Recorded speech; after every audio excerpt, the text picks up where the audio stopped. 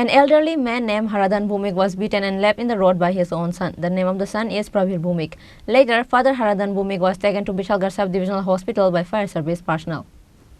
Again, a father was beaten up and injured by his own son. Nowadays, in this harsh world, nobody cares for anyone. An elderly man named Haradhan Bhowmik was beaten and left in the road by his own son. The name of the son is Bhowmik.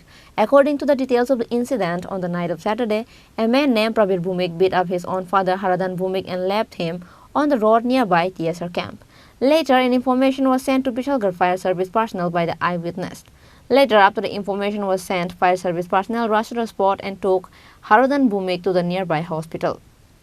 আমাদের একটা বেসরকারি ফার্স্টেশন খবর আছে যে রাস্তামাতার TSR পার্কবেটিলের ক্যাম্পের সামনে একটা রাস্তা গেছে, রাস্তা দিয়ে গিয়ে একটু গিয়েই একজন ছেলে নাকি বাবার আঘাত করছে।